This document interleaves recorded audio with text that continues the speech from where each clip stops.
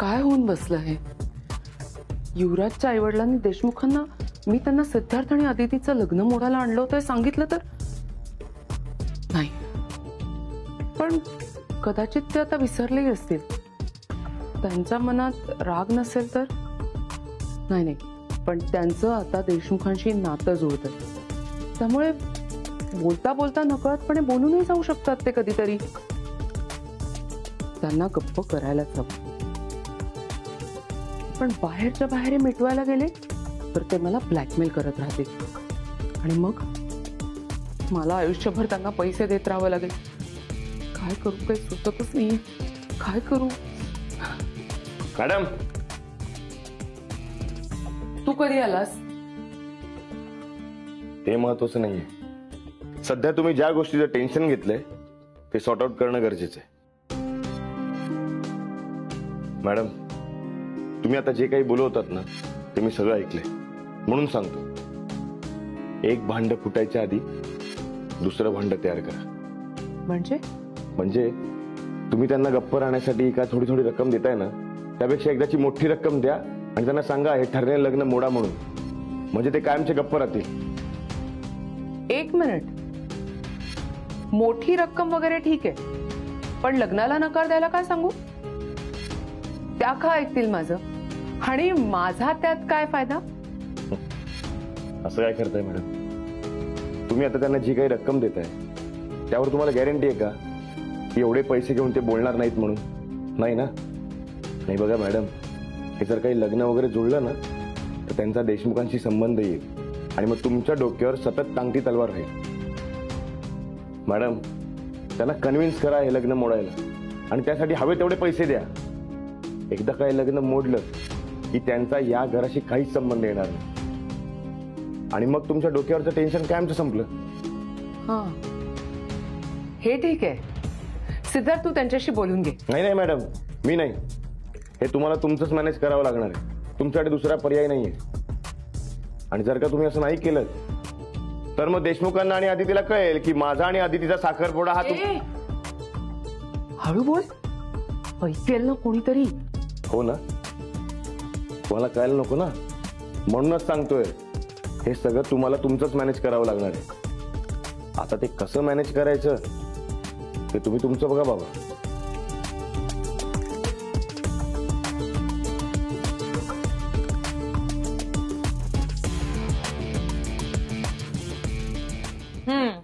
तर आता आईने घर जावई होण्याबद्दल विचारलंय ना तर आई थट्टा करत होती. नाही नाही, अरे खरं सांगते, देशमुख घराण्याचं सत्य आहे हे. बघ, तुझी आई मस्करीत बोलली असेल, पण इथे खरंच घर जावई म्हणून यावं लागतं. अगं रत्ना, काय बोलतेस हे? रत्ना, अरे नाही नाही तात्याबाई, हा असं कसं? त्याला सगळं सत्य समजलंच पाहिजे. अचानक त्याला उद्या कळलं आणि त्याची तारांबळ नाही होणार का मग? ए युवराज, ऐक, हे जे सगळे देशमुख आहे ना, हे आधी म्हणतात मुलगी देऊ देऊ, पण नंतर जावयालाच इथे बोलून घेतात आणि मग सगळं काम करायला लावतात. हो, नंतर जावई कामाला जातात बाहेर आणि मुली इथेच बसतात माहेरी. खरंच? हो. हे बघ, तुला इथेच राहावं लागेल आणि सासूला मसाले भरायला मदत करावी लागेल. आणि फक्त सख्या सासूला नाही, सगळ्या सासवांना. मला पण बोटात सुई जरी गेली तरी मशीन वरून अजिबात उठायचं नाही तू. हो, आणि किचन मध्ये मला सुद्धा मदत करायची बरं का. हो, सगळं जमलं पाहिजे ना, मला जमतं तसं. हा, नाही तर उगी फॅक्टरीची कामं करत बसशील. हे असलं नाही चालणार युवराज. हे बघ, आणि ही नमा आहे ना, ही ओरिजिनल देशमुख आहे बर का. या गोकुळ निवास मध्ये तिचा कायम दबदबा राहील माझ्यासारखा. आणि जे काही आता बाकीचं आहे ना ते बापू व्याही आल्यावर त्यांच्याशी बोलेलच. काय बापू?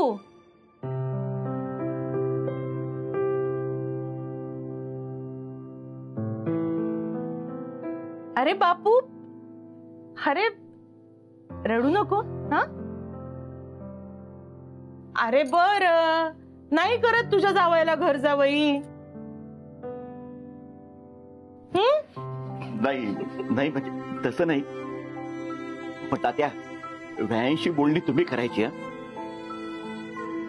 अरे बापू, तू काय पहिल्यांदा सासरा होतोयस का?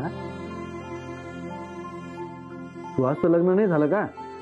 त्यावेळेला सगळं तूच बघितलं. हे बघ, तूच बघायचं, मी फक्त कसं लक्ष ठेवून असणार, सगळं बरोबर होतंय की नाही, सगळं बरोबर जमतंय की नाही, चाललंय की नाही व्यवस्थित. हा, अरे काय झालं रे? जबाबदारी आली की खांदे जड व्हायला लागतात.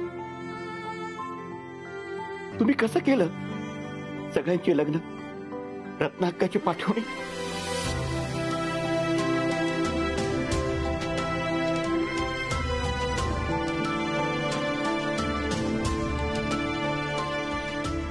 खूप बापू हळवा आहे खूप,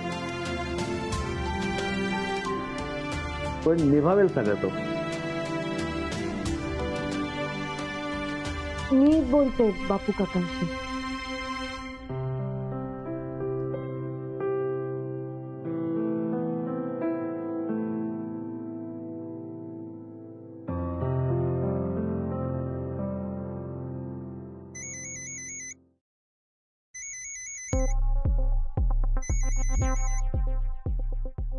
हॅलो हॅलो. हॅलो, तुम्ही का केलात आता फोन? आता काय काम आहे तुमचं? हे बघा, आता तुमचं कुठलंही काम आम्ही करणार नाही. पण बरं झालं तुम्ही फोन केला. तुम्हाला एक आनंदाची बातमी द्यायची. आमच्या युवराजचं लग्न ठरलं बरं का. तुम्ही म्हणत होतात ना कोण करणार याच्याशी लग्न, ठरलं बरं त्याचं लग्न. आणि ते सुद्धा देशमुखांच्याच मुलीशी, ज्या घरी तुमची मुलगी नांदते त्याच घरी. अहो, मी इथेच आहे गोकुळ निवास मध्ये, देशमुखांच्या घरी. काय हो, तुम्ही काय तिथेच असता का? हाऊस नाही आम्हाला इथे थांबायची. चूक केली ना मुलीचं लग्न इथे लावून देण्याची, ती निस्तरतोय अजून. मुलीचा संसारच मार्गी लावती अजून. तेच सांगायला फोन केलाय मी तुम्हाला. आम्ही फसलो, पण तुम्ही नका फसू. का? काय झालं? It's a long story. आमचं जाऊ दे, पण तुमच्या वाट्याला असा प्रसंग येऊ नये हो. मी कायम तुमच्या भल्याचाच विचार केलाय आणि तोच विचार करून मी तुम्हाला अलर्ट करायला फोन करते आता. अहो, तुमच्या मुलाचा हात जिच्यासाठी मागितलाय ना देशमुखांनी, तिला बोलताच येत नाही हो. माहितीये मला. काय? आणि तरी तुम्ही भेटायला तयार झालात त्यांना? अहो, असं काय करताय? तुमच्या युवराजचा आवाज असा असला म्हणून काय झालं? त्याला धडधाकट जोडीदार मिळूच शकते. तुम्हाला सांगते, त्यांना फॅक्टरीत राबायला फुकटचा कामगार हवाय म्हणून चाललाय हा सगळा खटाटोप. त्यांच्या मुलीतच खोट आहे हो, म्हणून तुमच्या भोळ्या मुलाच्या गळ्यात बांधतायत तिला. हे तुम्ही बोलताय? मला याच्या आवाजाचं माहित असतं ना तर मी तुमच्याकडे आलेच नसते. याच्यापेक्षा तो सिद्धार्थ काय वाईट आहे? हो, मीच बोलते. आता सांगते ना तितकंच करा, नाहीतर बिझनेस मध्ये उभं राहण्याची जी काय धडपड करताय ना, सगळं उद्ध्वस्त करून टाकेल. हे बघा, तुम्ही धमकी देऊ नका. छे हो, नुसती धमकी नाही देते, जे बोलते ना ते करून पण दाखवते. आता 2 गोष्टी करायच्या. पहिली म्हणजे इथे येऊन लग्नाला नकार द्यायचा, आणि दुसरी, हे मी तुम्हाला करायला सांगितलंय हे कोणालाही कळलं नाही पाहिजे. कळलं? ठेवा फोन.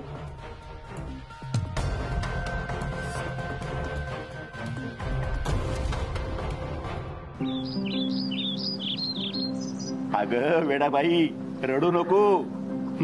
अगं नमा येणार आहे तुला भेटायला. अगं तू रडताना दिसली तर मग ती पण रडायला लागेल. आणि तुझ्या लग्नात फार मोठा मान आहे करोलीचा. बर करा कुठे बांधणार? हा आपण असं करू, आपण गळा तिथे बांध. अशी रडू नकोस. अगं येईल तुला भेटायला ती. अगं नमा आता चांगल्या घरात जाणार आहे, मुलगाही छान आहे. अगं तिनेच पसंत केलाय तो. हे बघ आत्ता तुझ्या डोळ्यात पाणी आलं आणि मला लगेच कळलं बघ, तुझ्या मनामध्ये नमाबद्दल किती काळजी आहे ग. आणि मी माझ्या पोटचा गोळा असताना मी तिचं मन समजू शकलो नाही. तिच्या डोळ्यात कोणाविषयी प्रेम आहे हे मला दिसलं नाही. ती खूप सांगत होती ग मला, पण मीच वेड्यासारखा तिच्यावर चिडलो, रागवलो. तुझा चेहरा पाहायचा नाही आणि जावयाला तर फरफटत मी घराच्या बाहेर काढायचा प्रयत्न केला. उगाचच माझ्या मुलीची काळजी करत बसलो होतो मी. गुणाची मुलगी आहे माझी, कोणालाही आवडेल. अगं तिला स्वतःचीच भीती वाटत होती की आपल्याला बोलता येत नाही तर आपल्याला लवकर चांगलं स्थळ मिळेल का. पण तिने असा मुलगा निवडला की तिची कमतरता न पाहता तो तिच्या स्वभावावर प्रेम करायला लागला, तिला आपलंसं करायला लागला, तिला समजून घेतलं, तिची काळजी घेतोय तो. आणि काय हवं आता? एकदा मुलीचं लग्न झालं की झालं. बापू देशमुख आता मोठे व्हा. इतक्या वर्ष किटल्या तुम्ही उचलल्या, आता ही जबाबदारी उचला. काय आता ऐश्वर्या आणि नमा बापू या दोन्ही जबाबदाऱ्या मार्गी लागल्या. खरंच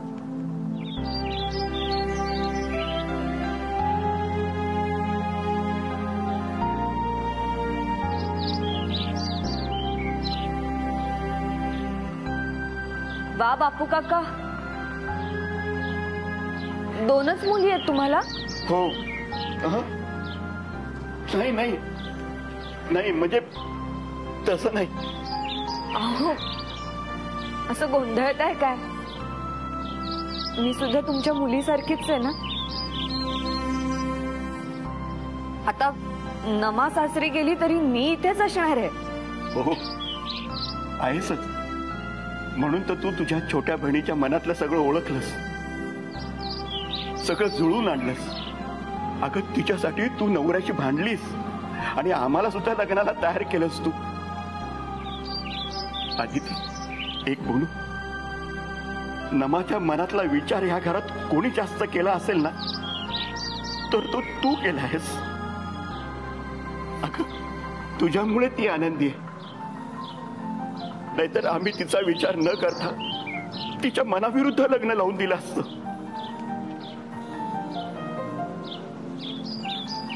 बापू काका काय करताय हे? आत्ता मला मुलगी म्हणलात ना तुम्ही आणि आता हे असे हात जोडतात. बापाचं मन असंच असतं. या हातावर खेळवलं ग मी तिला. मुलगी परक्याचा धन असत, आपल्या घरट्यात जन्म घेतं आणि पटकन उडून जात. बापाच्या जीवाला घोर लावून तू पण तुझ्या नवऱ्याबरोबर निघून जाशील बाहेरच्या देशात. नाही बापू काका, तुमची ही मुलगी हे घरटं सोडून कुठेही जाणार नाही.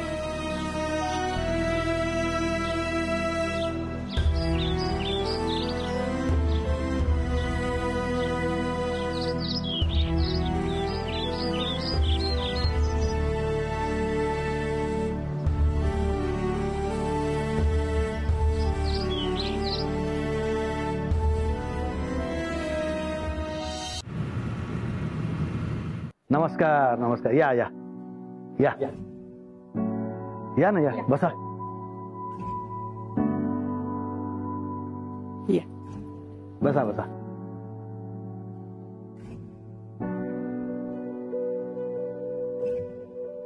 हा कसा झाला प्रवास? तुमची जरा सगळ्यांशी ओळख करून देतो. हा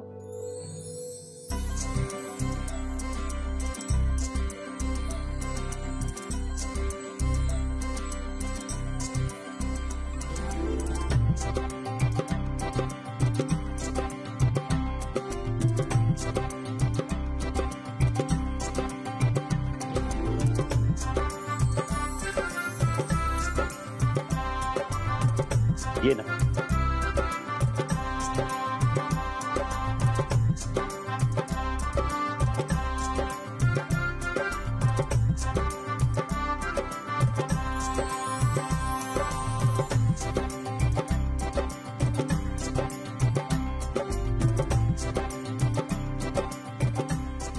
घ्या बहिणबाई.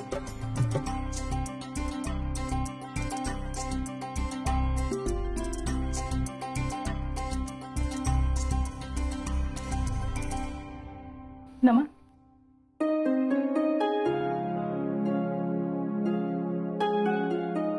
नमा ये बेटा इकडे ये. नमा आमची डबल ग्रॅज्युएट होते. आता शेवटची परीक्षा देते. एकदा शेवटची परीक्षा झाली ना तर आपण साखरपुडा उरकून घेऊ. लग्नाची काही घाई नाही आणि तात्यांनी सुद्धा तारखा पाहून ठेवल्या आहेत.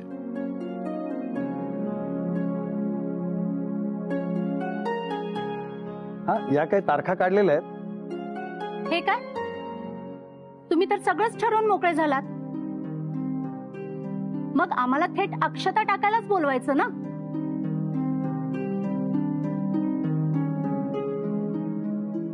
काय असं का बोलतेस? ते फक्त सांगतायत.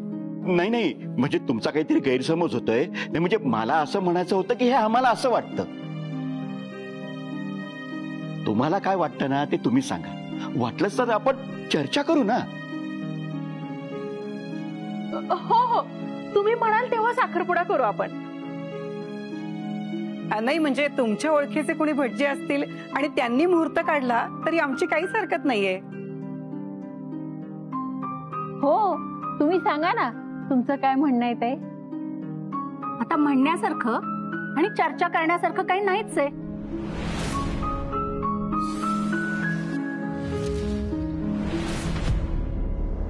म्हणजे माझा या लग्नाला नकार.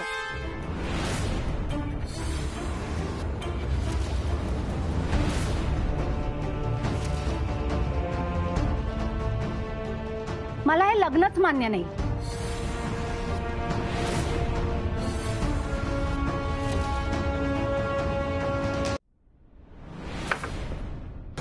चल युवराज.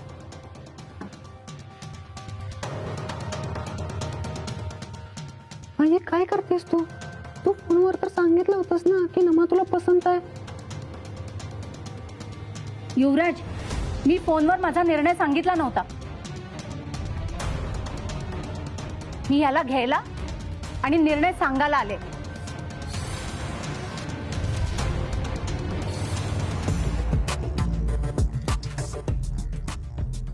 मॅम अहो काय आहे? त्या कमी वेळात कसं काय तयार झाल्या? नाही म्हणजे तुम्हाला किती पैसे द्यायला लागले हो? एकही दमडी खर्च न करता जमवलंय मी असं का? काय? हो मॅम, मला वाटलं सरांचा बँक बॅलन्स रिकामी झाला असणार म्हणूनच सर इकडे कुठे दिसत नाहीयेत.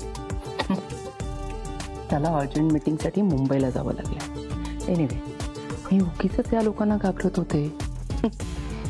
शेवटी मीच घाबरवलं त्यांना. घाबरले. अचानक असं का बोलतायत? बहीणबाई, अहो काय झालं? आमचं काही चुकलं का? अहो तुम्ही नकार का देताय? मला नाही लावून द्यायचंय माझ्या मुलाचं लग्न तुमच्या मुलीशी.